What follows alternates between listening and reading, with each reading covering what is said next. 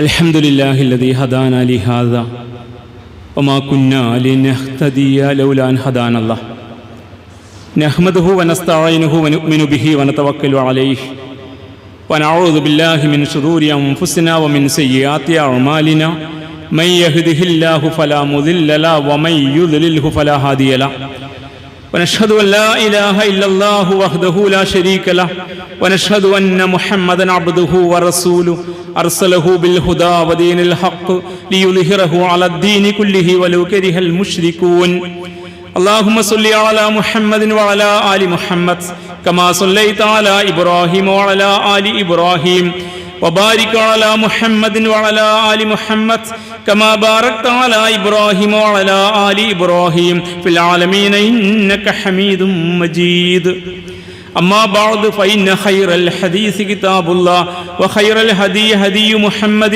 صلى الله عليه وسلم وشر الأمور محدثاتها وكل بدعة ضلالة أيها الناس أوصيكم وإياي أولا بتقوى الله رب اشرح لي صدري ويسر لي أمري واحلل عقدة من لساني يفقهوا قولي إن أريد إلا الإصلاح ما استطعت وما توفيقي إلا بالله عليه توكلت وإليه أنيب أعوذ بالله من الشيطان الرجيم بسم الله الرحمن الرحيم إن الله يأمر بالعدل والإحسان وإيتاء ذي القربى وينهى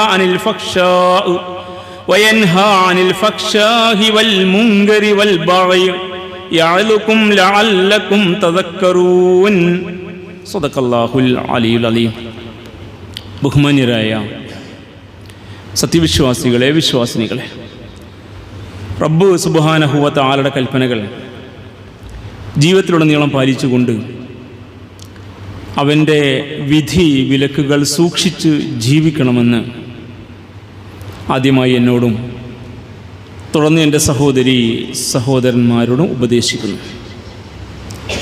ഷെയ്ഖുൽ ഇസ്ലാം ഇബ്നു തൈമിയ്യയുടെ ഒരു പ്രശസ്തമായ ഉദ്ധരണമുണ്ട്.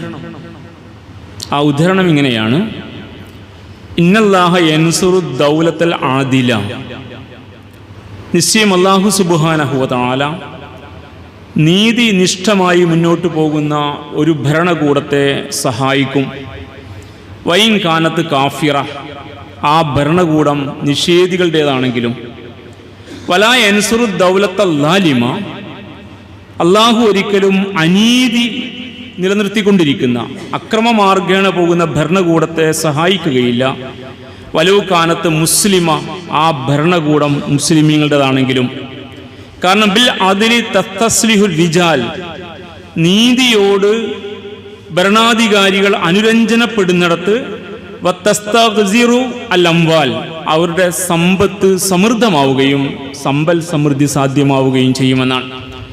ഇത് ഷെയ്ഖുൽ ഇസ്ലാം ഇബ്നു തൈമിയ്യയുടെ ഒരു ഉദ്ധരണമാണ്. ഈ ഉദ്ധരണം നമ്മുടെ കാലഘട്ടത്തിൽ ഇപ്പോൾ ഏറെ പ്രസക്തമായിരിക്കുകയാണ്. ഒരു ഭരണകൂടം നീതിയുമായി മുന്നോട്ട് പോകുന്നു എങ്കിൽ, നീതിനിഷ്ഠമായി പ്രവർത്തിക്കുന്നുവെങ്കിൽ, ഭരണാധികാരികളും അവിടുത്തെ നീതിന്യായ സംവിധാനവും ജുഡീഷ്യറി, അവിടുത്തെ എക്സിക്യൂട്ടീവ് കൊണ്ടു നടക്കുന്ന ആളുകൾ, അങ്ങനെ തുടങ്ങി ഒരു ഭരണ സംവിധാനത്തിൻ്റെ കാര്യനിർവഹണ വിഭാഗങ്ങളും ഉപവിഭാഗങ്ങളും നീതിയിൽ അധിഷ്ഠിതമായിട്ടാണ് പോകുന്നതെങ്കിൽ ആ ഭരണകൂടം വൈൻകാനത്ത് കാഫിറ, നിഷേധികളുടേതാണെങ്കിലും അള്ളാഹു അതിനെ സഹായിക്കും. നീതിയുമായി തമ്പുരാന് അങ്ങനെ ഒരു ബന്ധമുണ്ട്.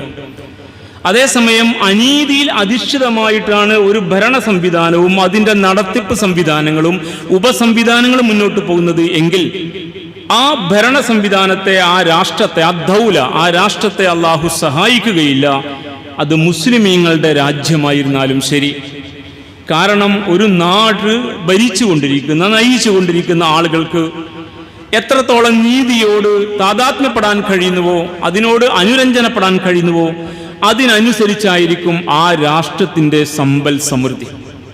അപ്പോൾ ഒരു രാജ്യം സമൃദ്ധിയിൽ നിലകൊള്ളുന്നത് ആ രാജ്യത്തിനകത്ത് നീതി നിലനിൽക്കുന്നു എന്ന് വരുമ്പോഴാണ്. അവിടുത്തെ അവസാനത്തെ പൗരനും നീതി ലഭ്യമാകുമെന്ന് ഉറപ്പുവരുത്താൻ കഴിയുമ്പോഴാണ്. അതേസമയം അനീതിയാണ് അവിടെ മേൽക്കൈ വാഴുന്നത് എങ്കിൽ അത് ആരുടെ രാജ്യമായിരുന്നാലും ശരി തകരൽ നിർബന്ധമാണ്. അത്തരമൊരു സ്ഥിതിവിശേഷം നമുക്കുള്ളിൽ സംഭവിച്ചു കഴിഞ്ഞിരിക്കുന്നു. ഇന്ത്യയുടെ തകർച്ച തീരുമാനമായി കഴിഞ്ഞു എന്നാണ് നേർക്കുനേരെ പറഞ്ഞാൽ അർത്ഥം. അത്രമേൽ കടുത്ത അനീതി ഒന്നിനു പിറകെ ഒന്നായി ദിനേന നടന്നുകൊണ്ടിരിക്കുകയാണ്. ഒരു വിഷയം കഴിഞ്ഞ് അടുത്ത ഒന്നിലേക്ക് പ്രവേശിക്കാൻ ദിവസങ്ങളുടെ മാത്രം അകലമേ ഇപ്പോൾ ഉള്ളൂ. ബാബരിയുമായി ബന്ധപ്പെട്ട പ്രശ്നങ്ങൾ ജനുവരി 22 പ്രാണപ്രതിഷ്ഠ ഉൾപ്പെടെ നമുക്കറിയാം. അന്ന് അതുമായി ബന്ധപ്പെട്ട് എതിരാളികൾ പറഞ്ഞ വർത്തമാനം നമ്മുടെ മനസ്സിലുണ്ട്.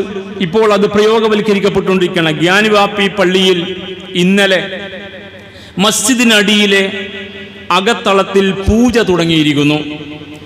അതിനനുകൂലമായ വിധി നൽകിയിരിക്കുന്നു വാരണാസി ജില്ലാ ജഡ്ജി. അയാളുടെ അവസാനത്തെ പ്രവൃത്തി ദിനത്തിൽ, തന്റെ സർവീസ് കാലാവധി തീരുന്ന അവസാന ദിനം അങ്ങനെ ഒരു വിധി അനുകൂലമാക്കി നൽകിയിരിക്കുന്നു. അതിനു മുകളിലെ കോടതികളിൽ കേസുള്ള ഒരു സംവിധാനമാണത്. ആ പള്ളി അത്തരത്തിൽ ഒരു കേസിൽ കിടക്കുകയാണ്. പക്ഷെ അതിനെ മറികടന്നുകൊണ്ടാണ് വിധി. നമ്മുടെ രാജ്യം 1991 പാസാക്കിയ ഒരു ആരാധനാലയവുമായി ബന്ധപ്പെട്ട ബില്ലുണ്ട്, പാർലമെന്റിൽ പാസാക്കി. 1947 ശേഷമുള്ള ആരാധനാലയങ്ങൾ അങ്ങനെ തന്നെ നിലനിൽക്കണം. അതുമായി ബന്ധപ്പെട്ട തർക്കങ്ങളും മറ്റു പ്രശ്നങ്ങളും പാടില്ലെന്നത് ഇവിടെ നിയമമാണ്. ബാബരി മസ്ജിദ് മാത്രമാണ് ഇന്ന് മാറ്റി നിർത്തപ്പെട്ടത്. പക്ഷെ ആ നിയമത്തെ കാറ്റിൽ പറത്തിക്കൊണ്ട് 600-ൽ പരം വർഷ നമസ്കാരം നടന്ന ഒരു പള്ളിയുടെ അടിത്തറയിലുള്ള അതിൻ്റെ അടിത്തറയിലെ അകത്തളത്തിലെ ഒരിടത്ത് പൂജ തുടങ്ങിയിരിക്കുന്നു. വിധി വന്നു കഴിഞ്ഞപ്പോഴേക്ക് പള്ളിയുടെ ബോർഡിൽ മസ്ജിദ് മാറി മന്ദിർ എന്ന സ്റ്റിക്കർ ഒട്ടിക്കപ്പെടുകയും പിറ്റേ ദിവസം തന്നെ പൂജ നടക്കുകയും ചെയ്തു എന്നത് നമുക്കറിയാവുന്ന ഒരു വസ്തുതയാണ്. ഡൽഹിയിൽ 3 ദിവസം മുമ്പ് 8 നൂറ്റാണ്ട് പഴക്കമുള്ള മെഹ്റോളി മസ്ജിദ് പൂർണ്ണമായും ഇടിച്ച് നിരപ്പാക്കി നേരം പുലർന്നപ്പോഴേക്ക് സുബഹ് നമസ്കാരത്തിന് ചെല്ലുമ്പോൾ അങ്ങനെ ഒരു പള്ളി അവിടെ ഇല്ല, മദ്രസയുമില്ല. അതിനകത്തെ മുഴുവൻ സംവിധാനങ്ങളും തെരുവിൽ കൂട്ടിയിടപ്പെട്ടിരിക്കുകയാണ്.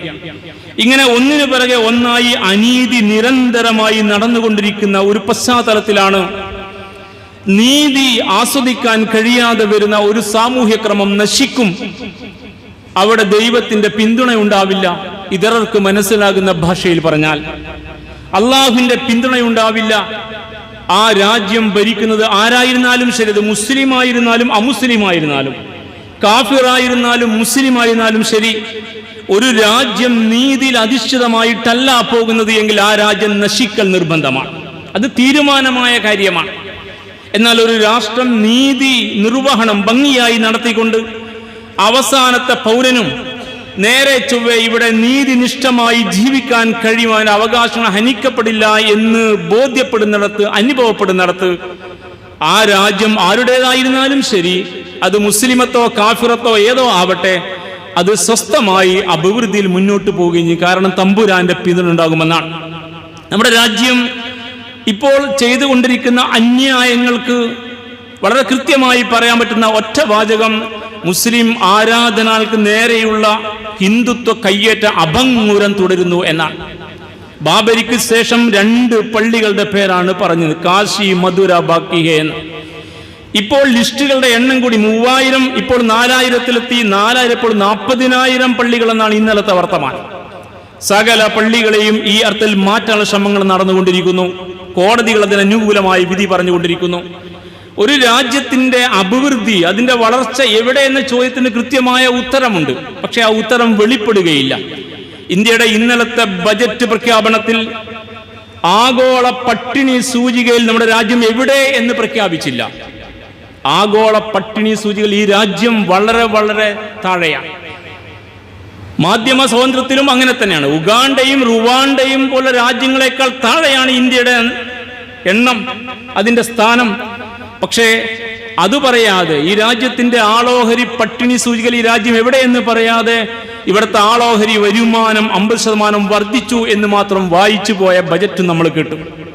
വസ്തുതകൾ മറച്ചു വെക്കുന്ന ഭരണ സംവിധാനം ഈ രാജ്യം നശിച്ചുകൊണ്ടിരിക്കുന്നു എന്ന കാര്യം കൃത്യമായി എവിടെയും പറയില്ല എന്നിരിക്കെ ഇവിടത്തെ ഉന്മാദത്തിൽ മുന്നോട്ട് പോകുന്ന ജനതക്ക് അത് പ്രശ്നവുമല്ല.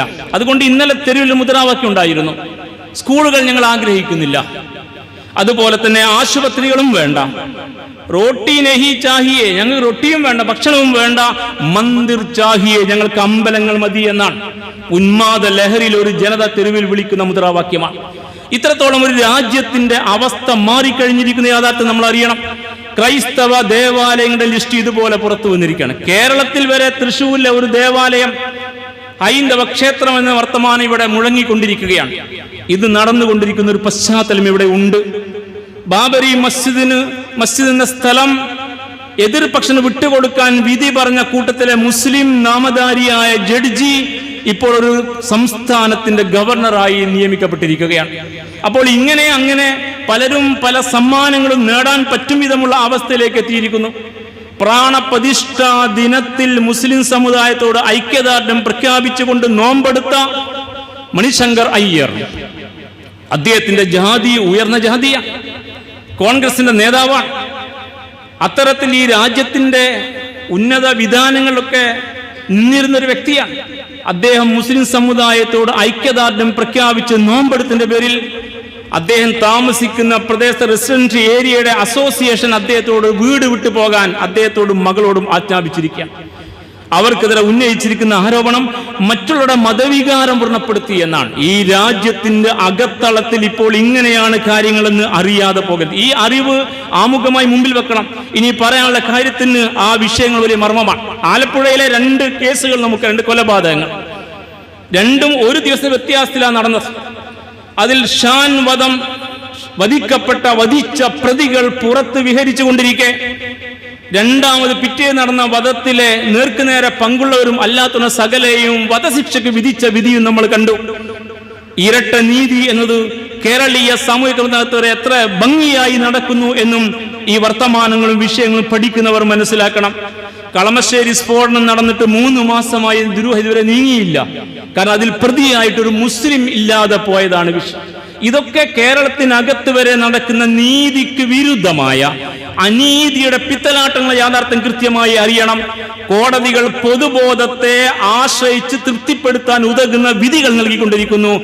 ജുഡീഷ്യറി കർസേവ എന്നാണ് അതിനെക്കുറിച്ച് അറിവുള്ള ആളുകൾ പറഞ്ഞുകൊണ്ടിരിക്കുന്നത്. ബാബരി മസ്ജിദ് തകർത്ത ഒരു കർസേവ നമുക്കറിയാം. ഇപ്പോൾ ജുഡീഷ്യലും കർസേവ നടന്നുകൊണ്ടിരിക്കുകയാണ്. ഇത്രയും പറഞ്ഞു വെച്ചത് നേരത്തെ പറഞ്ഞ ഷെയ്ഖുൽ ഇസ്ലാം ഇബ്നു തൈമിയ്യയുടെ ഉദ്ധരണത്തെ മനസ്സിലാക്കി തരാൻ വേണ്ടിയാണ്. ഒരു രാജ്യം അഭിവൃദ്ധിയിലേക്ക് വളരുന്നത് ആ രാജ്യത്തിന്റെ നേതൃ സംവിധാനം നീതിയിൽ അധിഷ്ഠിതമായി മുന്നോട്ട് പോകുമ്പോഴാണ്. അപ്പോൾ മാത്രമാണ് ആ രാജ്യത്തിന്റെ ഭരണകർത്താക്കളും അതുമായി ബന്ധപ്പെട്ട ആളുകളും പറഞ്ഞുകൊണ്ടിരിക്കുന്ന ദർശനം യഥാർത്ഥത്തിൽ തന്നെ സനാതനമാകുന്നത്. നിങ്ങളുടെ കയ്യിലെ ദർശനം സനാതനമാകുന്നത് നിങ്ങൾക്ക് ഈ രാജ്യനിവാസികളോട് നീതി നടപ്പാക്കാൻ കഴിയുന്നു എങ്കിൽ മാത്രമാണ്. നിങ്ങളുടെ കയ്യിലെ ദർശനം മഹത്വമുള്ളതായിത്തീരുന്നത് നിങ്ങൾക്ക് ഈ രാജ്യത്തെ അവസാനത്തെ പൗരനും കൃത്യമായ നീതി ലഭിക്കുന്ന അനുഭവപ്പെടുന്ന അവസ്ഥ സൃഷ്ടിക്കുമ്പോഴാണ്. ആ നാട്ടിലെ ദുർബലരും ദുർബല വിഭാഗവും ഭരണകൂടത്തിന്റെ നീതിന്യായ വ്യവസ്ഥയുടെയും അടുക്കൽ ശക്തരാണെന്ന് അവർക്ക് തോന്നിടത്ത് മാത്രമേ നിങ്ങളുടെ രാജ്യം സനാതനമാകൂ, നിങ്ങളുടെ തത്വങ്ങൾ സനാതനമാകൂ, നിങ്ങളുടെ രാഷ്ട്രം അഭിവൃദ്ധി പ്രാപിക്കൂ. അല്ലാത്ത പക്ഷം ഈ രാജ്യം നശിക്കുമെന്ന കാര്യത്തിൽ സംശയമുണ്ടോ നിങ്ങൾക്ക്? എങ്കിൽ മുസ്ലിം സഹോദരന്മാർക്ക് സംശയം ഉണ്ടാവേണ്ടതില്ല. നിങ്ങൾ അബൂബക്കർ സിദ്ദീഖ് റളിയല്ലാഹു തആല അൻഹു ഖിലാഫത്ത് ഏറ്റെടുത്ത് നടത്തിയ മദീന പള്ളിയിലെ പ്രഭാഷണത്തിലെ ഒരു വരി ശ്രദ്ധിക്കുക. ഈ പറഞ്ഞ ആശയത്തിന്റെ ഇസ്ലാമിക മാനം അപ്പോൾ നിങ്ങൾക്ക് മനസ്സിലാകും. അദ്ദേഹത്തിന്റെ പ്രഭാഷണം പറഞ്ഞു, നിങ്ങളുടെ കൂട്ടത്തിലെ ദുർബലൻ എന്റെ അടുക്കൽ ശക്തനായിരിക്കും, അവന്റെ അവകാശം ഞാൻ അവന് തിരിച്ചു പിടിച്ചു കൊടുക്കും വരെ. നിങ്ങളെ കൂടെ ദുർബലരായ ആളുകൾ, ദുർബലരോടാണല്ലോ അനീതി നടന്നുകൊണ്ടിരിക്കുന്നത്. ഈ നാട്ടിലെ ന്യൂനപക്ഷങ്ങളോട് അനീതി കാണിച്ചുകൊണ്ടിരിക്കുന്നത്, ഈ നാട്ടിൽ ദലിതരോട് അനീതി കാണിച്ചുകൊണ്ടിരിക്കുന്നത്.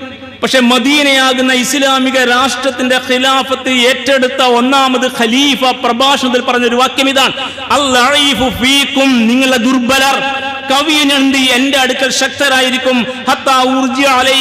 അവന്റെ അവകാശം ഞാൻ തിരിച്ചു കൊടുക്കും വരെ. ദുർബലന്റെ അവകാശങ്ങൾ വാങ്ങിക്കൊടുക്കൽ ഭരണാധികാരിയായ എന്റെ ഉത്തരവാദിത്തമാണ്. അതുകൊണ്ട് നിങ്ങളുടെ ദുർബലൻ എന്റെ അടുക്കൽ വളരെ ശക്തനായിരിക്കും. അവന്റെ അവകാശം നേടിക്കൊടുക്കും ഇൻഷാ അല്ലാഹ്, അല്ലാഹ് ഉദ്ദേശിച്ചാൽ. വൽ ഖവിയ്യു ഫീകും ദഈഫുൻ, നിങ്ങളെ കൂടുതൽ ശക്തരുണ്ടല്ലോ, വലിയ വലിയ പ്രമാണിമാർ, ഭൂരിപക്ഷത്തിന്റെ ബലത്തിലും അധികാരത്തിന്റെ തിണ്ണബലത്തിലും ഒക്കെ അനീതി കാണിക്കുന്ന നിങ്ങൾ കാണുന്ന ശക്തർ.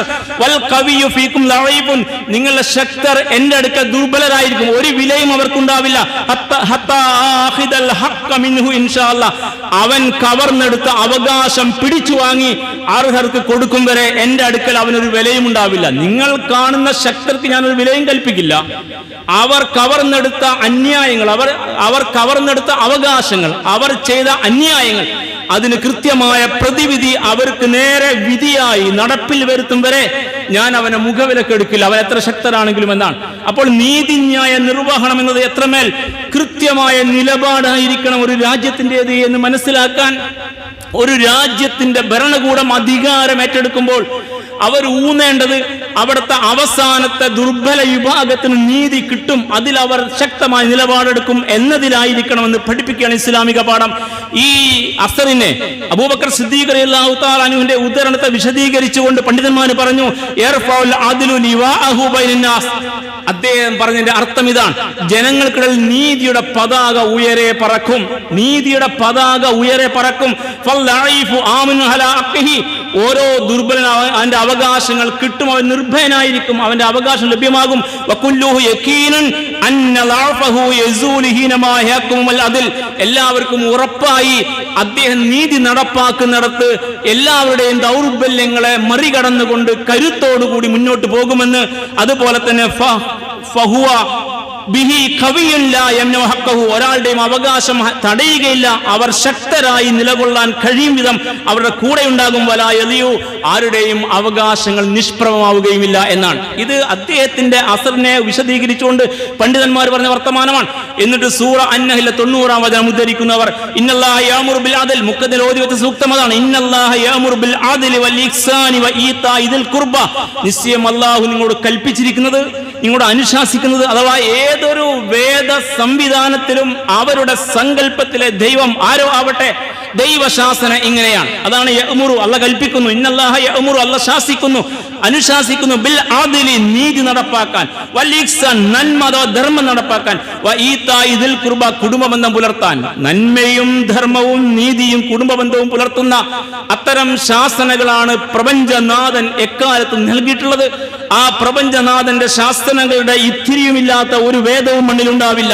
അതുകൊണ്ട് അള്ളാഹു ഇങ്ങനെ ശാസിച്ചിരിക്കുന്നു, കൽപ്പിച്ചിരിക്കുന്നു. വയൻഹാനിൽ ഫഹ്ശാഇ വൽ മുൻകരി വൽ ബഗി, അള്ളാഹു വിരോധിച്ചിരിക്കുന്നു മ്ലേച്ഛങ്ങളെ, നിഷിദ്ധങ്ങളെ, അതുപോലെ തന്നെ അതിക്രമത്തെ, അക്രമത്തെ, മ്ലേച്ഛവൃത്തിയെ, അധർമ്മത്തെ, നിഷിദ്ധങ്ങളെ, അത്തരം കാര്യങ്ങൾ അള്ളാഹു വിലക്കുകയും ചെയ്തിരിക്കുന്നു. യഅലക്കും ലഅല്ലക്കും തദക്കറൂൻ, നിങ്ങൾ ഉത്ഭുതരാകാൻ വേണ്ടിയാണ് ഈ പാഠങ്ങൾ അള്ളാഹു നിങ്ങൾക്ക് ഉപദേശിച്ചു തരുന്നത് എന്നാണ്. അപ്പോൾ നന്മ, ധർമ്മം, നീതി നടപ്പിൽ വരുന്ന ഒരു ക്രമം, അനീതി, അക്രമം, അശ്ലീലം, അനാശാസ്യം ഇല്ലാതാകുന്ന ഒരു ക്രമം, അത്തരം ഒരവസ്ഥ ഒരു സാമൂഹ്യ ക്രമത്തിനകത്ത് എവിടെ ഉണ്ടാകുന്നുവോ ആ ഭരണകൂടം കാഫിറാണെങ്കിലും ശരി, അള്ളാഹ് അവരെ സഹായിക്കുമെന്ന്. അതേസമയം ധർമ്മം, അക്രമം, അനീതി എന്നതിന് മേൽക്കൈ കിട്ടുകയും ധർമ്മം ക്ഷയിക്കുകയും നീതി ഇല്ലാതാവുകയും ചെയ്യുന്ന ഒരു അവസ്ഥ എവിടെ സംഭവിച്ചാലും ശരി, അത്തരം രാഷ്ട്ര സംവിധാനങ്ങൾ തകരും. അത് മുസ്ലിം പേരുള്ള സംവിധാനമാണെങ്കിലും ശരി എന്ന ശൈഖുൽ ഇസ്ലാം ഇബ്നു തൈമിയ്യ പറഞ്ഞ ഉദാഹരണം ഈ ആയത്തിന്റെ അടിസ്ഥാന കൃത്യമാണ്. അതുകൊണ്ട് നമ്മുടെ രാജ്യത്തിന്റെ മുന്നോട്ടുള്ള പ്രയാണത്തിൽ ഈ രാജ്യത്തിന്റെ തകർച്ച തീരുമാനമായി കഴിഞ്ഞിരിക്കുന്ന വിനയപുരസ്സരം പറഞ്ഞു വെക്കണം. ഇത്തിരി വർത്തമാനങ്ങൾ തുറന്നു പറയാൻ ബാധ്യപ്പെട്ടിരിക്കുകയാണ്. ഈ രാജ്യവുമായി ബന്ധപ്പെട്ട വിവരങ്ങൾ പരിശോധിക്കുമ്പോൾ അത് കൃത്യമായി ബോധ്യമാവുകയും ചെയ്യും. റൊട്ടി വേണ്ട, ഞങ്ങൾക്ക് സ്കൂൾ വേണ്ട, ഞങ്ങൾക്ക് കലാലയങ്ങളോ അതുപോലെ ആശുപത്രികളോ വേണ്ട, ഞങ്ങൾക്ക് മന്ദിർ മതി എന്ന് പറയുന്ന ഉന്മാദത്തിന്റെ ജനത തെരുവിലിറങ്ങി ഗ്യാൻവാപ്പി പള്ളിയുടെ പുറത്ത് മുദ്രാവാക്യം വിളിക്കുമ്പോൾ നിങ്ങൾ അറിയണം, അത്തരം ഒരവസ്ഥയിലേക്ക് ഒരു ജനസമൂഹം മാറുന്നിടത്ത് അവർ മുറുകെ പിടിക്കുന്ന ആ ആദർശം സനാതനമാവുന്നില്ല, ആ രാജ്യം അഭിവൃദ്ധി എത്തുകയുമില്ല. അത് ആകാശ ലോകത്ത് തീരുമാനിക്കപ്പെട്ട കാര്യമാണെന്ന്.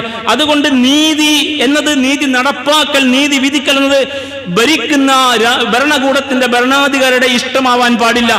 അത് രാഷ്ട്ര സംവിധാനത്തിന്റെ ഐച്ഛികമായ കാര്യമാകാൻ പാടില്ല. അത് ജഡ്ജിയുടെ ഇഷ്ടാനുസാരം സംഭവിക്കേണ്ട ഒന്നാകാൻ പാടില്ല. അത് ന്യായാധിപ സംവിധാനത്തിന്റെ തമാശയായിട്ട് മാറാൻ പാടില്ല.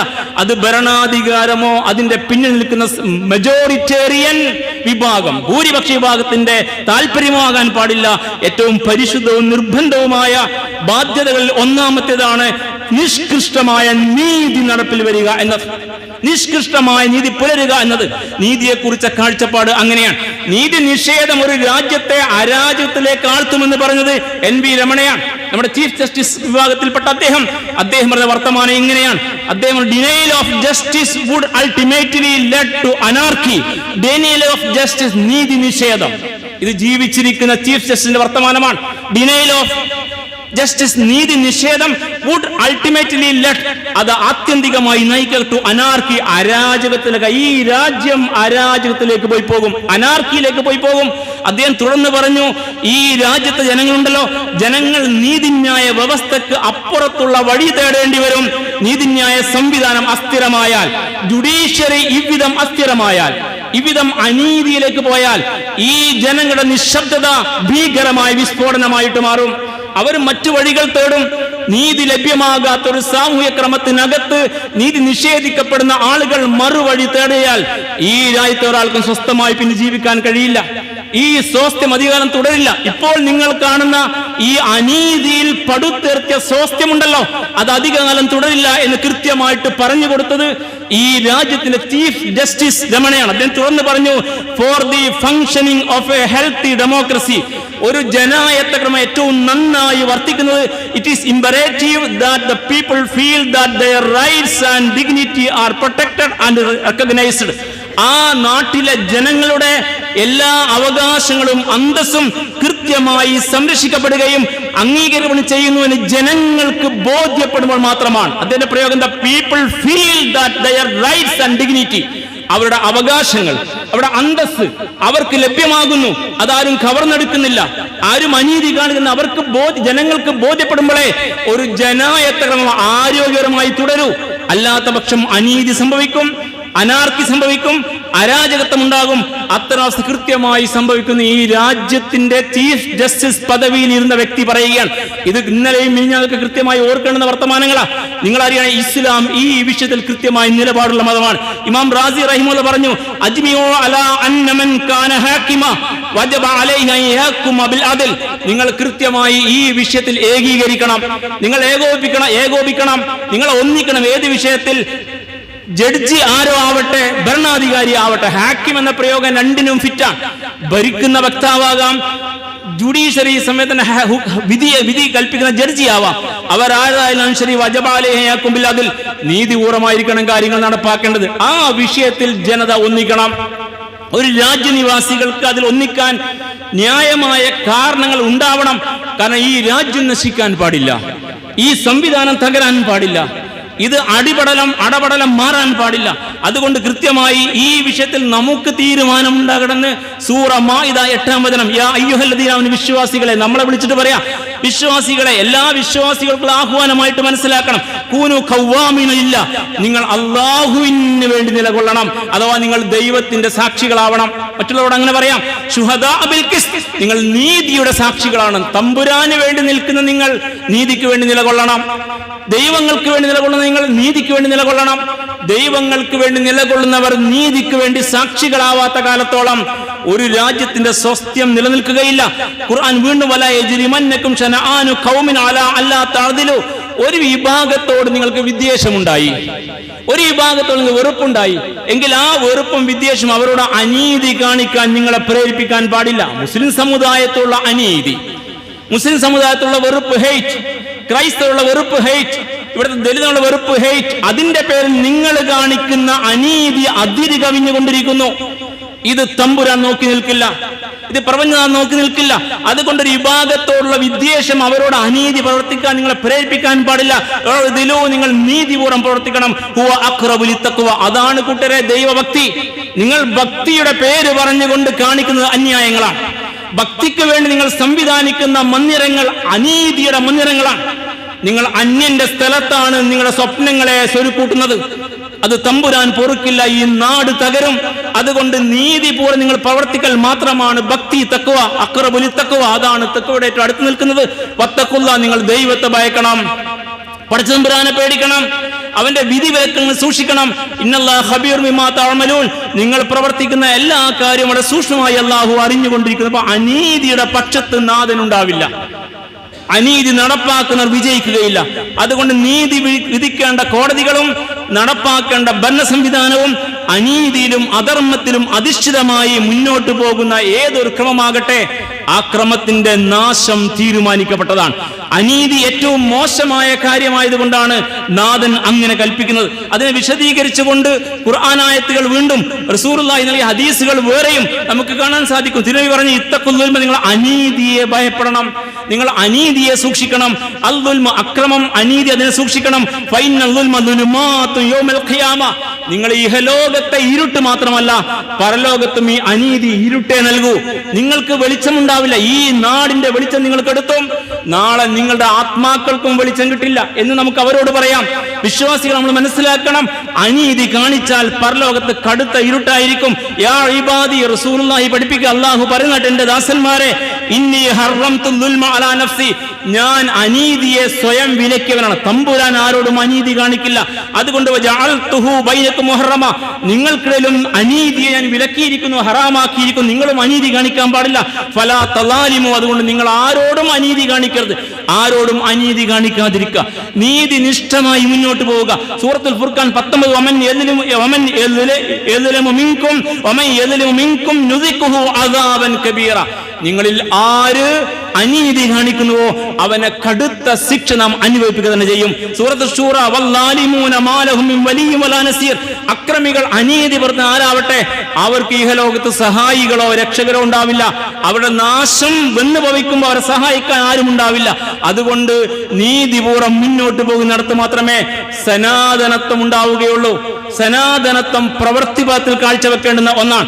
വർത്തമാനം കൊണ്ട് നമ്മുടെ കയ്യിലെ ധർമ്മം സനാതനമാണെന്ന് പറഞ്ഞാൽ അനുഭവത്തിൽ സനാതനമായി അനുഭവപ്പെടാത്ത കാലത്തോളം, അത് നീതിപൂർവമല്ലാത്ത കാലത്തോളം സനാതനമാവില്ലെന്ന് കൃത്യമായി പറഞ്ഞു കൊടുക്കാൻ നമുക്ക് പറ്റണം. റസൂലുള്ളാഹി പറഞ്ഞില്ലേ, ഇസ്ലാമിക ദർശനത്തിന്റെ സനാതത്വ മുഖം പ്രകടിപ്പിച്ചുകൊണ്ട് ഹജ്ജത്തുൽ വദാഇൽ റസൂലിന്റെ പ്രസംഗത്തിൽ പറഞ്ഞു, ഇന്ന ദിമാഅക്കും വ അംവാലക്കും വ അഗ്റാലക്കും അലൈക്കും ഹറാം, നിങ്ങളുടെ രക്തം അഥവാ നിങ്ങളുടെ ജീവൻ, നിങ്ങളുടെ സമ്പത്ത്, നിങ്ങളുടെ അഭിമാനം, ഡിഗ്നിറ്റി എല്ലാം പവിത്രമാണ്. കഹുർമത്തി യൗമിക്കും ഹാദാ, ഇന്നേ ദിനം ആറഫയുടെ പവിത്രത പോലെ, ഫീ ഷഹരിക്കും ഹാദാ, ദുൽഹജ്ജ് മാസത്തിന്റെ പവിത്രത പോലെ, ഫീ ബലദിക്കും ഹാദാ, ഈ മക്കയുടെ പവിത്രത പോലെ. ഒരു ധർമ്മം അപ്പോഴാണ് സനാതനമാവുക. ഇസ്ലാമിക ദർശനം സനാതനമാകുന്നത് അവസാനത്തെ പൗരന്റെയും ജീവ ധന മാനാദികൾ സുരക്ഷിതമാക്കാൻ കഴിയുമ്പോഴാണ്. ഒരു നാട്ടിലെ അവസാനത്തെ പൗരന്റെയും ജീവധന മാനാദികൾ സുരക്ഷിതമാകാത്ത കാലത്തോളം ആ നാട് വിജയിക്കില്ല. അവര് മുറുകെ പിടിച്ച ദർശനം സനാതനമാവില്ല എന്ന് കൃത്യമായിട്ട് തുറന്നടിച്ച് പറയാൻ സഹോദരന്മാരെ നമുക്ക് കഴിയണം. എന്നല്ല നശിക്കുമെന്ന് പറഞ്ഞാൽ അവര് തന്നെ ഈ രാജ്യത്തെ നശിപ്പിക്കും. ഖുർആൻ പറയാ ആ രീതിയെ കുറിച്ച്, ആ നാശത്തിന്റെ കെമിസ്ട്രി പഠിപ്പിക്കുക ഖുർആൻ. വൈദ അർദിന നുഹ്ലിക ഖറിയതൻ അമർനാ മുത്രഫീഹ, ഒരു നാടിനെ നശിപ്പിക്കാൻ നാം തീരുമാനിച്ചാൽ അവരിലെ സുഖലോലുപരായ അതിക്രമകാരികൾ ഉണ്ടല്ലോ, ഭരിക്കുന്നവരും അതിന്റെ അരികെ പറ്റി ജീവിക്കുന്നവനുമൊക്കെ, അത്തരം ആളുകൾ നാം കയറൂരി വിടും. ഇവരെ കയറൂരി വിട്ടിരിക്കുകയാണ്. അമർന മുത്രഫീഹ, അവരിലെ സുഖലോലുപരോട് നാം കൽപ്പിക്കും. അങ്ങനെ അവർ ആ നാട്ടിൽ അധർമ്മം പ്രവർത്തിച്ചു കൊണ്ടേയിരിക്കും, ദിനേനെ അധർമ്മം. അത് കഴിഞ്ഞാൽ ഇത് കഴിഞ്ഞാൽ അടുത്ത പള്ളി, അങ്ങനെ അങ്ങോട്ട് തുടങ്ങിയിട്ടതിന്റെ ഭാഗമായി തെരുവിലും ഈ കേരളീയ അന്തരീക്ഷത്തിന് വരെ ഇത്തരം പ്രവർത്തനങ്ങൾ ഉണ്ടാകും. അതുകൊണ്ട് ഈ മുത്രഫൂനെ മുഴുവൻ അല്ല തുറന്നുവിടും. അങ്ങനെ അവർ ആ നാട്ടിൽ കുഴപ്പങ്ങൾ നിരന്തരം ഉണ്ടാക്കും. അപ്പോൾ തമ്പുരാന്റെ കൽപ്പന വന്ന് ഭവിക്കും, അവിടെ മേൽ തമ്പുരാന്റെ വചനം വന്ന് ഭവിക്കും. ആ നാഗരിക സമൂഹം പൂർണ്ണമായും തകർത്ത തരിപ്പണമാകും. അതുകൊണ്ട് അനീതി എവിടെ കൊടികുത്തി വാഴുന്നുവോ ആ അനീതി വാഴുന്നിടത്ത് നാട് നശിക്കുമെന്ന് കൃത്യമായിട്ട് ഖുർആൻ പഠിപ്പിച്ച വാക്യം സഹോദരന്മാരെ സൂറ ഇസ്രായിലെ 16-ാമത് വചനമാണ്. റസൂലുള്ളാഹി പറഞ്ഞു, ജഡ്ജി അനീതി വിധിക്കുമ്പോൾ തമ്പുരാനെ വിട്ടുപോകും, ജഡ്ജി നീതി നടപ്പാക്കുമ്പോൾ തമ്പുരാൻ കൂടെ ഉണ്ടാകും. ഇതിന്റെ വാക്യമാണ്, ഇന്നല്ലാഹ മഅൽ ഖാലി, ഒരു ജഡ്ജിയുടെ കൂടെ അല്ലാഹ് ഉണ്ടാകും. മാലം യജുർ, അവൻ അനീതി വിധിക്കാത്ത കാലത്തോളം. ഫൈദാ ജാറ തഹല്ല അൻഹു, അങ്ങനെ അവൻ അനീതി എപ്പോൾ വിധിക്കുന്നുവോ, അവന്റെ വിധി ന്യായം അനീതിയാകുന്നത് എപ്പോഴാണോ അപ്പോൾ അള്ളാഹുവിന് വിട്ടുപോകും. വലസിമഹു ശൈത്താൻ, പിന്നെ അവൻ പിശാചിന്റെ കൂടെയാണ്, പിശാചാണ് അവന്റെ കൂടെ ഉണ്ട്. പല ജഡ്ജിമാരുടെയും കൂടെ പിശാചുക്കളാണ്, മനുഷ്യ പിശാചുക്കളായി മാറിക്കൊണ്ടിരിക്കുകയാണ് അവർ. ഭരണത്തിലെ 1 മണിക്കൂർ കയ്യിൽ കിട്ടിയാൽ ആ 1 മണിക്കൂർ നീതിപൂർവ്വം ഭരിക്കുന്ന, 1 മണിക്കൂർ ജഡ്ജിയായി സേവനമനുഷ്ഠിക്കാൻ അവസരം കിട്ടിയാൽ ആ 1 മണിക്കൂർ നീതിപൂർവ്വം വിധിക്കുന്ന ആളുകളുണ്ടല്ലോ, അവരുടെ ഈ പ്രവർത്തനത്തെ 1 മണിക്കൂറിൽ നീതിപൂർവമായ പ്രവർത്തനത്തെ റസൂലുള്ളാഹി ഉപമിച്ചത് 60 വർഷത്തെ ആരാധനയേക്കാൾ മഹത്തരമെന്നാണ്. 60 വർഷം നിങ്ങൾ ഉപാസിച്ചാലും നിങ്ങൾ കാണിക്കുന്ന 1 നിമിഷത്തെ അനീതി ഉണ്ടല്ലോ, അത് നിങ്ങളെ വിട്ടുപോവില്ല. പടിയിറങ്ങുന്ന അവസാന സർവീസിന്റെ നാളിൽ ഒരു അനീതി വിധിച്ചിട്ട് ഈ രാജ്യത്തിന്റെ ഭരണകൂടം പാസാക്കിയ നിയമം സുപ്രീം കോടതി അംഗീകരിച്ച ശേഷം ഇനി ഒരു ആരാധനാലയത്തിന്റെ മേലും ആരും അവകാശം ഉന്നയിക്കാൻ പാടില്ല എന്ന ആരാധന നിയമം ഉണ്ടായിരിക്കെ അതിനെ മറികടന്നുകൊണ്ട് താഴെ തട്ടിലെ ഒരു ജഡ്ജി ഒരു വിധി പ്രഖ്യാപിച്ചപ്പോൾ അത് നടപ്പിലാക്കുന്ന സ്ഥിതിവിശേഷം ഉണ്ടാകുന്ന ഈ അവസ്ഥയുണ്ടല്ലോ, അത് വല്ലാത്ത ക്രൂരതയാണ്, അത് അനീതിയാണ്, അത് അധർമ്മമാണ്, അത് നിങ്ങളുടെ നിലനിൽപ്പിനെ ഇല്ലാതാക്കുകയാണ്, നിങ്ങളുടെ രാജ്യത്തിന്റെ സ്വാസ്ഥ്യം കെട്ടുപോവുകയാണ്, നിങ്ങൾ നാശത്തിലേക്ക് പോയിക്കൊണ്ടിരിക്കുകയാണ്. അതേസമയം ഒരു വിധിയിലൂടെ, ഒരു നിമിഷത്തെ ഒരു വിധിയിലൂടെ ഒരു രാജ്യത്തിന്റെ സ്വസ്ഥ തിരിച്ചു കൊടുക്കാൻ കഴിഞ്ഞാൽ ആ ഒരു നിമിഷം ഉണ്ടല്ലോ, ആ 1 മണിക്കൂർ 60 വർഷം ആരാധന മഹത്തരമാണെന്ന് പഠിപ്പിച്ച മതമാണ് ഇസ്ലാം. റസൂലുള്ളാഹി പറഞ്ഞു, അതിലു സഅത ഫീ ഹുകൂമ, ഒരു ഭരണ സംവിധാനത്തിൽ 1 മണിക്കൂർ നേരത്തെ നീതിപൂർവമായ ക്രമീകരണം ഖൈറു മിൻ ഇബാദത്ത് 60 സന, 60 കൊല്ലത്തെ ആരാധനയേക്കാൾ മികച്ചതാണെന്ന്. പിന്നെയും പറഞ്ഞു, മൻ ഹഖമ ബൈന സ്നൈനി തഹാഖമായഹി, നിങ്ങളുടെ അടുക്കൽ 2 കൂട്ടർ കേസുമായിട്ട് വന്നു, അപ്പുറത്ത് മുസ്ലിം സമൂഹം, ഇപ്പുറത്ത് മറുവിഭാഗം, അങ്ങനെ കേസുമായി കോടതിയിൽ വന്നു. സ്നൈനി തഹാഖമായിലേഹി, നിങ്ങളുടെ അടുക്കൽ വിധി തേടിയിട്ട് വന്നു. വർത്തലിയാഹു, നിങ്ങളുടെ വിധി അവർ പ്രതീക്ഷ അർപ്പിച്ചു, 2 കൂട്ടരും കോടതിയിൽ പ്രതീക്ഷ അർപ്പിച്ചു. ഫലം യഖ്ലി ബൈനഹുമാ ബിൽ ഹഖ്, പക്ഷെ നിങ്ങൾ നീതിപൂർവ്വം വിധിച്ചില്ല. നിങ്ങൾ നീതിപൂർവ്വം വിധിച്ചില്ല എങ്കിൽ ഫഅലൈഹി ലഅനത്തുല്ലാഹ്, വിധിച്ച ആളുടെ മേൽ ശാപമുണ്ട് തമ്പുരാന്റെ, നിങ്ങൾ ശപിക്കപ്പെട്ടിരിക്കുന്നു എന്ന് റസൂലുള്ളാഹി പഠിപ്പിക്കുന്ന ഹദീസിൽ. കാരണം എല്ലാ വേദങ്ങളും അനീതിയെ, അധർമ്മത്തെ അംഗീകരിക്കുകയില്ല. അൽ ദുൽമു സിമത്തും മദ്മൂമത്തും ഫീ കുല്ലി ശറാഇൻ വദ്ദിയാനാത്തി സമാവിയ, എല്ലാ ശരിയാ ക്രമത്തിലും, ഏത് മതമാവട്ടെ അതിന്റെ അകത്തൊരു ശരീഅത്തുണ്ടെങ്കിൽ ആ ശരീഅത്തിനും, വദ്ദിയാനാത്തി സമാവിയ, കുതുബ് സമാവിയ, ആകാശ ലോകത്തെ മതങ്ങളുണ്ടല്ലോ, ആ മതങ്ങളിലുമൊക്കെ ഈ അനീതി ഏറെ അപലപനീയമായ കുറ്റകൃത്യമാണ്. അതുകൊണ്ട് അത്തരം അനീതി വാഴുന്നിടം നശിക്കും, ആ നാട് നശിക്കും, അല്ലാഹു നശിപ്പിക്കും. വീണ്ടും ഖുർആൻ സൂറ കഹ്ഫ് 59 വചനം, വതിൽകൽ ഖുറ അഹ്ലക്നാഹും ലമ്മാ സലമു, വെള്ളിയാഴ്ച ഓതുന്ന ആയത്താണ് സൂറ കഹ്ഫിലെ. വതിൽകൽ ഖുറ, അത്തരം നാടുകൾ, അതേതോ ആവട്ടെ, അഹ്ലക്നാഹും, നാം അവയെ നശിപ്പിച്ചു, ആ നാടിനെ, അത്തരം നാടിനെ നശിപ്പിക്കും. ലമ്മാ സലമു, കാരണം അവർ അനീതി പ്രവർത്തിച്ചു, അവർ അക്രമം ചെയ്തു. അക്രമം ചെയ്യുന്ന ഒരു സാമൂഹ്യ ക്രമം നശിക്കാനുള്ളതാണ്. ഒമാ റബ്ബുക ബിദല്ലാമിൽ അബീദ്, സൂറ ഫുസ്സിലത്ത് 46. നിന്റെ നാഥൻ അക്രമികളായ, നിന്റെ നാഥൻ തന്റെ അടിയാളൊരു അക്രമവും കാണിക്കാത്തവനാണ്. പിന്നെ നിങ്ങൾ അക്രമം കാണിച്ച തമ്പുരാന് നോക്കി നിൽക്കാൻ കഴിയില്ല. വലാ തർക്കനു ഇലല്ലദീന ദലമു, ഒരിക്കലും അനീതി കാണിക്കുന്ന ഇത്തരം ആളുകൾക്ക് നിങ്ങൾ അവരോട് ചായ്വുള്ളവരാവരുത്. മുസ്ലിം സമുദായം നിലപാടുണ്ടാവണം. ഈ അനീതിയെ നോക്കി നിൽക്കാൻ പഠിപ്പിച്ചവരാ, ഈ അനീതിക്കെതിരെ ശബ്ദിക്കാത്തവരാ. ഈ സമുദായത്തിൽ ഇപ്പോൾ ശബ്ദങ്ങളില്ല. ബാബരി മസ്ജിദിൽ ശബ്ദങ്ങളുണ്ടായിരുന്നു, തെരുവുകൾ സജീവമായിരുന്നു, ഇപ്പോൾ സജീവമല്ല, ആരും മിണ്ടുന്നില്ല. അങ്ങനെ അനീതി ചെയ്യുന്നവന് അനുകൂലമായ നിലപാട് സ്വീകരിക്കുന്ന സമീപനം വാക്കാലോ നോക്കാലോ സ്വീകരിക്കുന്നവർ അറിയണം ഈ ആയത്ത്. വലാ തർക്കനു ഇലല്ലദീന ദലമു, അക്രമം ചെയ്യുന്ന, അനീതി കാണിക്കുന്ന ആളുകൾ നിങ്ങൾ ചായ്വുള്ളവരാവരുത്. ഫതമസ്സകുമുന്നാർ, അങ്ങനെയെങ്കിൽ നരകം നിങ്ങളെ പിടികൂടും. വമാലക്കും മിൻ ദൂനില്ലാഹി മിൻ ഔലിയ, അല്ലാഹ് നിങ്ങൾ രക്ഷകനായിട്ട് വരില്ല. സുമലാ തുൻസറൂൻ, പിന്നെ നിങ്ങൾക്ക് സഹായവും കിട്ടില്ല. അള്ളാന്റെ സഹായം ലഭ്യമാകണമെങ്കിൽ ദിക്റും സ്വലാത്തും മതി എന്ന് വിചാരിച്ചവർ തിരുത്തണം. അനീതിക്ക് നിലപാടുണ്ടാവണം. അനീതി ചെയ്യുന്നവരോട് ചാഞ്ഞു നിൽക്കുന്ന അവസ്ഥ മാറണം. അതിന് നിശബ്ദത പാലിക്കൽ പോലും ഭീരുത്വമാണ്, വിധേയത്വമാണ് ഈ സമുദായം കാണിക്കുന്നത്, ഭീരുത്വമാണ്. ഈ സമുദായ നേതൃത്വം മുസ്ലിം ജനതയെ ഭീരുക്കളാക്കി മാറ്റുന്നു. അവർക്ക് മിണ്ടാട്ടമില്ല, അവരെവിടെയും കൂടുന്നില്ല, അവർ സംസാരിക്കുന്നില്ല. ഇവിടുത്തെ രാഷ്ട്രീയ സംവിധാനങ്ങൾ, നേതൃത്വങ്ങൾ, ഇവിടുത്തെ മതസംഘടനകൾ ആരും ഒന്നും മിണ്ടിയില്ല. ഈ 2-3 ദിവസമായിട്ട് അനീതി നടന്നുകൊണ്ടിരിക്കെ ശബ്ദിക്കാൻ കഴിയാതെ പോകുന്ന, നിശബ്ദരായി നിൽക്കുന്ന പണ്ഡിത നേതൃത്വങ്ങളുണ്ടല്ലോ. ഭരണത്തിന് അറിയണം, നിങ്ങളും സ്വയം നാശത്തിന്റെ കുഴി തോണ്ടുകയാണ്. നിങ്ങൾ അവർക്ക് അനുകൂലമായ നിലപാട് സ്വീകരിക്കുകയാണ്. അത്തരം നിലപാട് നിങ്ങളെ വല്ലാത്ത അവസ്ഥയിലേക്ക് എത്തിക്കും. അതുകൊണ്ട് ഈ മൗനം അപകടകരമാണ്. രാഷ്ട്രീയ നേതൃത്വ മൗനം അപകടകരമാണ്. പണ്ഡിതൻ മൗനം അപകടകരമാണ്. ആരും ശ്രദ്ധിക്കാനില്ല. അങ്ങനെ വിഷയം ആരും അറിഞ്ഞില്ല. അങ്ങനെ ഒരു വിഷയം ആരും അറിഞ്ഞില്ല, ആരും ശ്രദ്ധിച്ചില്ല. മുസ്ലിം സമുദായവും ഉറങ്ങിക്കൊണ്ടിരിക്കുകയാണ്. ഭീരുത്വം പഠിപ്പിക്കുന്ന, വിധേയത്വം പഠിപ്പിക്കുന്ന, മുസ്ലിമീങ്ങളെ മാപ്പ് സാക്ഷികളാകാൻ ശ്രമിക്കുന്ന നേരത്തെ ഘടകങ്ങളാണ് ഇവിടെ ഉള്ളത്. കാരണം അത് കുറ്റകരമാണ്. തമ്പുരാൻ പൊറുക്കില്ല. എന്തുകൊണ്ട് പൊറുക്കില്ല? നിങ്ങൾ കേൾക്കണേ പണ്ഡിത വർത്തമാനം. ഇന്ന ദീനനായ ഉമുറുന അല്ലാ നുദാഹിൻ. നമ്മുടെ ദീൻ നമ്മളോട് കൽപ്പിക്കുന്നത് നമ്മൾ ഭീരുക്കളാവരുത് എന്നാണ്. ഭീരുക്കളാവരുത്.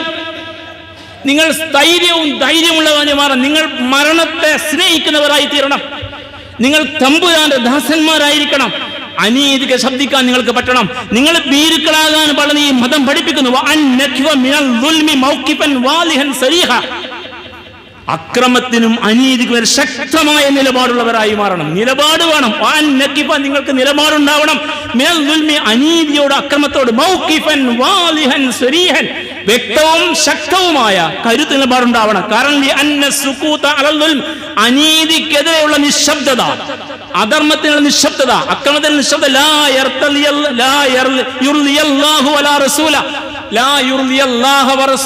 അത് അള്ളാനെ റസൂലിനെ തൃപ്തിപ്പെടുത്തില്ല. നിങ്ങൾക്ക് തമ്പുരാന്റെ പ്രീതി കിട്ടാൻ ഈ നിശബ്ദത സഹായിക്കില്ല.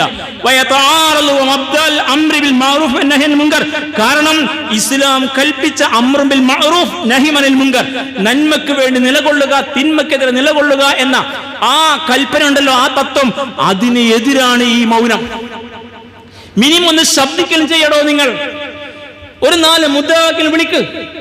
ഇതിനുള്ള അറപ്പും വെറുപ്പും അനീതിയുള്ള നിങ്ങൾ ശക്തമായി പ്രകടിപ്പിക്ക്. അതിന് നിങ്ങൾക്ക് എന്ത് തടസ്സമെന്നാണ് ഈ പറഞ്ഞ വാചകം നിർത്തുന്ന മലയാളം. അതുകൊണ്ട് നന്മ കൽപ്പിക്കാനും തിന്മ വിരോധിക്കാനും തിന്മയ്ക്ക് നിലപാടെടുക്കാനും കൽപ്പിച്ച കൽപ്പനക്കെതിരാണ്.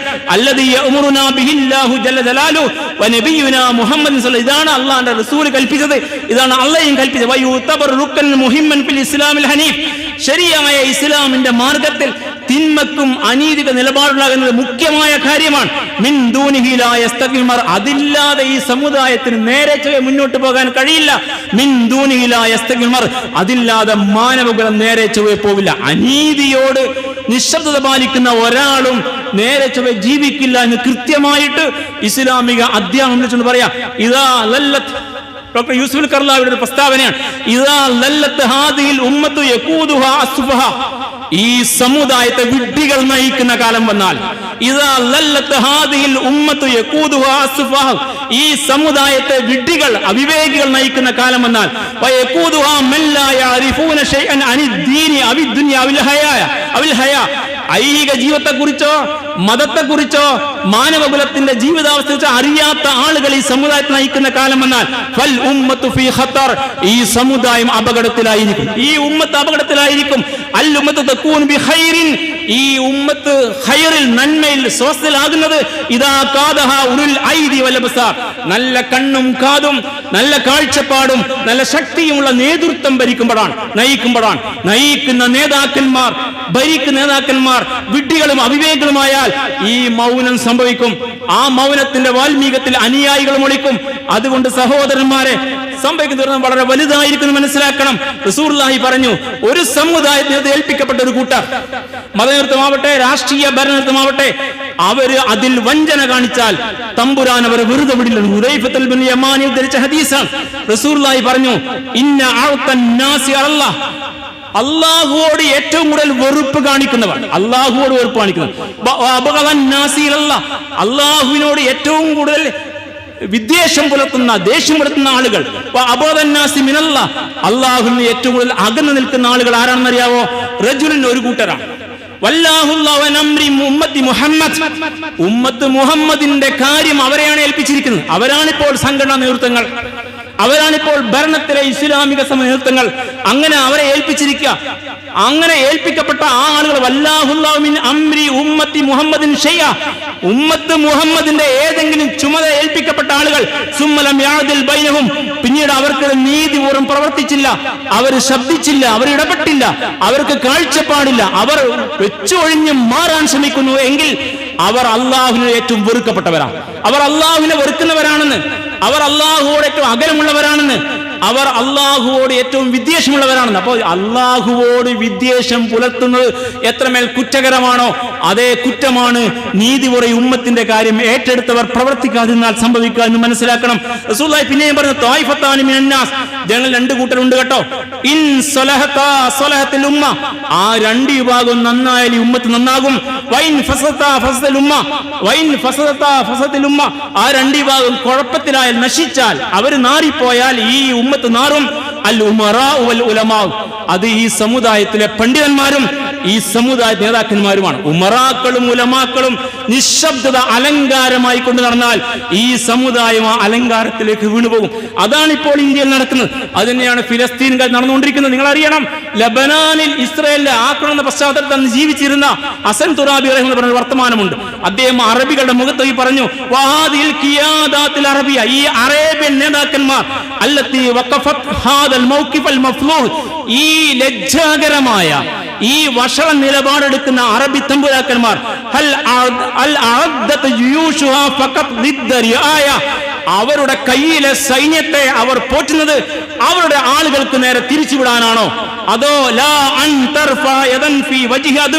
ഇസ്ലാമിന്റെ ശത്രു നേരെ ഒരു കൈ പോലും പൊക്കാത്ത ഇക്കൂട്ടർ ഇത്രയും കോടികൾ കൊടുത്ത് സൈന്യത്തെ പോറ്റുന്നത് അവരുടെ ജനങ്ങൾക്ക് നേരെ തിരിച്ചുവിടാനാണോ, അതോ ശത്രുവിനെ തിരിച്ചുവിടാനാണോ? ഇവർ വഷളായ നേതാക്കന്മാരാണെന്ന്.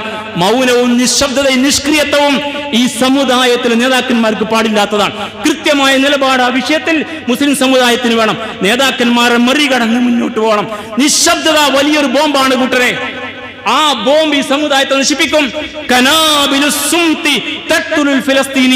അറബ് രാജ്യത്ത് അങ്ങേരുടെ തത്വമാണത്. നിശബ്ദതയുടെ ബോംബുകൾ ഫിലസ്തീനികളെ കൊന്നുകൊണ്ടിരിക്കുകയാണ്. ശബ്ദിക്കില്ല, അനങ്ങില്ല, ഇടപെടില്ല. എല്ലാ സംവിധാനമുള്ളവർ അങ്ങനെ നിശബ്ദത പാലിക്കുന്ന അവരുടെ ബോംബുണ്ടല്ലോ, അത് അപ്പുറത്തെ ഇസ്രായേലിന്റെ ബോംബിനേക്കാൾ മാരകമാണ്. അതുകൊണ്ട് ഈ സംവിധാനത്തിന് നേതൃത്വം കൊടുക്കുന്ന ഇസ്ലാമിക സമൂഹത്തിലെ നേതൃത്വവും നന്മ ആഗ്രഹിക്കുന്ന സകല സംവിധാനങ്ങളും ശബ്ദിക്കേണ്ട സമയമാണിത്. അനീതിക്ക് എതിരെ ശബ്ദിച്ചില്ല എങ്കിൽ ഈ രാജ്യം തകർന്നു പോകും, ഈ നാടിന്റെ സ്വസ്ഥം കെട്ടുപോകും. അടിച്ചമർത്തപ്പെട്ട ജനതയുടെ വികാരങ്ങളെ തടുക്കാൻ നിങ്ങൾക്ക് കഴിയില്ല. ഏതോ സമയത്ത് അത് പ്രഷർ കുക്കറിന്റെ സേഫ്റ്റി വാൾ പൊട്ടിക്കുന്ന പോലെ പൊട്ടിച്ച് പുറത്തു വരും. പിന്നെ നിങ്ങൾക്ക് ഓടാൻ സ്ഥലമുണ്ടാവുന്ന കാര്യം നിങ്ങൾ അറിയണം. അതുകൊണ്ട് കൃത്യമായ നിലപാട് സ്വീകരിച്ച് നീതിയുടെ മാർഗ നിലപാടുള്ളവരായി മുന്നോട്ട് പോകണം. അല്ലാത്ത പക്ഷം ഈ രാജ്യം നശിക്കും. നമ്മുടെ രാജ്യത്ത് അനീതി നടമാടിക്കൊണ്ടിരിക്കുമ്പോൾ നമുക്ക് സ്വസ്ഥമായിരിക്കാൻ പറ്റില്ല. അനീതിക്ക് ശക്തമായി ശബ്ദിച്ച ഖുർആനും സുന്നത്തും അവിഷയമായ നിലപാടുകളും നാം ഓതി വായിച്ച് മുന്നോട്ട് പോയിക്കൊണ്ടിരിക്കെ നിലപാടുള്ളവരായിട്ട് മാറണം. ശക്തമായിട്ട് പ്രാർത്ഥിക്കണം. നമ്മുടെ പ്രാർത്ഥനയ്ക്ക് ഇപ്പോൾ വലിയ പുണ്യമുണ്ടാകും. റസൂലുള്ളാഹി പറഞ്ഞില്ലേ, ഇത്തഖി വത്തഖി ദഅവത്തൽ മദ്ലൂം, മർദിദന്റെ പ്രാർത്ഥനയെ നിങ്ങൾ സൂക്ഷിക്കണം. ഫൈനഹു ലൈസ ബൈനഹു ബൈനല്ലാഹി ഹിജാബുൻ, അതിനും അവനും അള്ളാഹ്ക്കും ഇടയിൽ, അവന്റെ പ്രാർത്ഥനയ്ക്കും അള്ളാഹ്ക്കും മറയില്ല കേട്ടോ. നന്നായിട്ട് പ്രാർത്ഥിക്കുക. അനീതിയുടെ സംവിധാനത്തെ ഉപാസിക്കുന്ന സകലർക്കും ഒരു ശക്തമായ പ്രാർത്ഥന വരട്ടെ. അങ്ങനെ അനീതി നടക്കുമ്പോൾ ഇവിടത്തെ അനീതിയുടെ വക്താക്കൾ അവരുടെ കയ്യിലായി എല്ലാം എന്ന് വിചാരിച്ച് ഉറങ്ങിക്കൊണ്ടിരിക്കുമ്പോൾ നമ്മൾ ഉണർന്നിരിക്കണം. കവിവാക്ക് ഓർമ്മിപ്പിക്കട്ടെ, കഴിവുള്ളവരാണെങ്കിൽ കഴിയുമെങ്കിൽ നിങ്ങൾ ഒരിക്കലും അനീതി കാണിക്കരുത്. കാരണം അനീതിയുടെ ഒടുവിൽ നിങ്ങൾ ഖേദിക്കേണ്ടി വരും. അനീതിയുടെ ഒടുവിൽ നിങ്ങൾ ഖേദിക്കേണ്ടി വരും. അടുത്ത വാക്യം തനാമോ ആയിനുക വൽ മദ്ലൂം മുൻതബിഹുൻ, തനാമോ ആയിനുക, നിങ്ങളിപ്പോൾ ജയിച്ചു എന്ന് വിചാരിച്ച് നിങ്ങൾ സുഖമായിട്ട് ഉറങ്ങും. തനാമോ ആയിനുക, നിന്റെ കണ്ണ് ഉറങ്ങിക്കൊണ്ടിരിക്കും.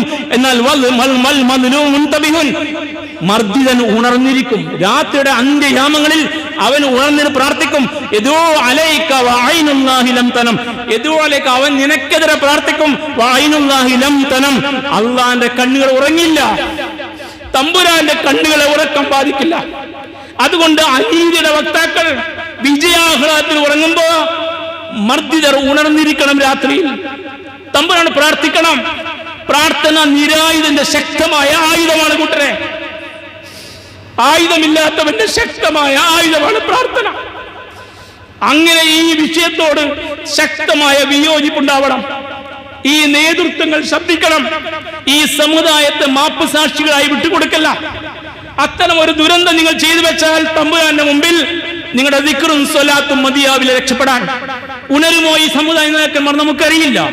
സമുദായത്തെ വളഞ്ഞു വെച്ചവരുടെ കയ്യിലെ പണത്തിൽ സ്വന്തം സംവിധാനങ്ങൾ ഒരുക്കൂട്ടുന്ന ഉസ്താദുമാർ, വർഷാവർഷം സമ്മേളനം നടത്തി കോടികൾ നഷ്ടപ്പെടുത്തിക്കൊണ്ടിരിക്കുന്ന മൗലിമാർ, അതിനുമപ്പുറത്ത് ഞാനൊന്നും അറിഞ്ഞില്ലേ എന്ന് പറഞ്ഞ് കർമ്മങ്ങളുടെ ശ്രേഷ്ഠതകളുടെ വയലും പറഞ്ഞ് കുത്തിയിരിക്കുന്ന വേറെ കുറെ കൂട്ടർ, തെരുവിൽ ഈ സമുദായത്തിന്റെ മാനവും അഭിമാനവും അസ്തിത്വവും വലിച്ചു കീറപ്പെടുമ്പോൾ നിശബ്ദരായി പോകുന്ന രാഷ്ട്രീയ നേതാക്കന്മാർ, ബാബരിയെ മറക്കാൻ അവർ നമ്മൾ ഉത്ബോധിപ്പിച്ചുകൊണ്ടിരിക്കുന്നു. ഇനി അവർ ഗ്യാൻവാബിയെ മറക്കാൻ പറയും. 40,000 പള്ളികളിസ്റ്റ് ഓരോന്നും മറക്കാൻ പറയും. അതാണ് ഈ സമുദായ നേതൃത്വം. ഈ കാപ്പട്യം തിരിച്ചറിയാത്ത കാലത്തോളം ഈ സമുദായത്തിന് ജനിച്ച മണ്ണിൽ കാലുറപ്പിക്കാൻ കഴിയില്ല. കൃത്യതയോടുകൂടി നിലപാടുള്ളവരായി മാറാൻ നമ്മൾ നിർബന്ധിതരാണ്. ഈ രാജ്യം അത്ര അവസ്ഥയിലേക്ക് പോയിക്കൊണ്ടിരിക്കുകയാണ്. അനീതിയോട് രാജിയാവാൻ കഴിയാത്ത കരുത്തിന്റെ പ്രതീകങ്ങളായി മണ്ണിൽ ജീവിക്കാൻ ലക്ഷണമൊത്ത മുസ്ലിം സമുദായത്തിന് കഴിയണം. ഖുർആൻ അത് ആഹ്വാനം ചെയ്യുന്നു, ഹദീസ് അത് ആഹ്വാനം ചെയ്യുന്നു. എല്ലാ പണ്ഡിതന്മാരും കൃത്യമായിട്ട് പറയുന്നു, സഹോദരന്മാരെ, ഈ യാഥാർത്ഥ്യം ഉൾക്കൊണ്ടുകൊണ്ട് കരുത്തോടെ ഇസ്ലാമിന്റെ മാർഗത്തിൽ ഞാൻ ലക്ഷണമൊത്ത മുസ്ലിമാണെന്ന് ആർജവത്തോടെ പറഞ്ഞുകൊണ്ട് ഈ മണ്ണിൽ ജീവിച്ച് മരിക്കാൻ തീരുമാനങ്ങൾ ഉണ്ടാവട്ടെ. അള്ളാഹു നമ്മെ സഹായിക്കുമാറാവട്ടെ. അഖൂലു ഖൗലി ഹാദാ വസ്തഗ്ഫിറുല്ലാഹ ലീ വലക്കും വസ്തഗ്ഫിറൂഹു ഇന്നഹുൽ ഗഫൂറുർ റഹീം വദ്ഊഹു ഇന്നഹു വൽ ബറുൽ കരീം. അൽഹംദുലില്ലാഹി റബ്ബിൽ ആലമീൻ. اللهم صل وسلم على عبدك ورسولك محمد الأمين وعلى آله وأصحابه أجمعين. أيها الناس أوصيكم ثانيا بتقوى الله يا أيها الذين آمنوا اتقوا الله حق تقاته ولا تموتن إلا وأنتم مسلمون. ബഹുമാന്യരായ സഹോദരന്മാരെ, സഹോദരിമാരെ, തമ്പുരാന്റെ കൽപ്പനകൾ പാലിക്കുന്ന ഒരിക്കൽ ഉണർത്തുകയാണ് അല്ലാഹു സുബ്ഹാനഹു വ തആല. അവൻ്റെ ഇഷ്ടദാസന്മാരിൽ ദാസിമാരിൽ നാം ഉൾപ്പെടുത്തുമാറാവട്ടെ. നമ്മളിൽ മരിച്ചുപോയവർക്ക് അല്ലാഹു മഗ്ഫിറത്തും മർഹമത്തും നൽകുമാറാവട്ടെ.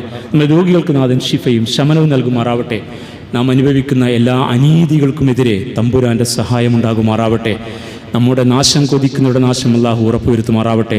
ഫിലസ്തീനിലെ സഹോദരന്മാരെ അല്ലാഹു സഹായിക്കുമാറാവട്ടെ. റബ്ബനാ ആതിനാ ഫിദ്ദുനിയ ഹസന വഫിൽ ആഖിറതി ഹസനത വഖിനാ അദാബന്നാർ. ربنا هب لنا من ازواجنا وذرياتنا قرة اعين واجعلنا للمتقين اماما.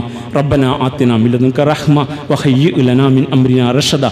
ربنا اغفر لنا ولاخواننا الذين سبقونا بالايمان ولا تجعل في قلوبنا غلا للذين امنوا ربنا انك رؤوف رحيم. اللهم اجرنا من النار، اللهم اجرنا من النار، اللهم اجرنا من النار. اللهم اعنا على ذكرك وشكرك وحسن عبادتك يا رب العالمين. اللهم اعز الاسلام والمسلمين وأذل الشرك والمشركين.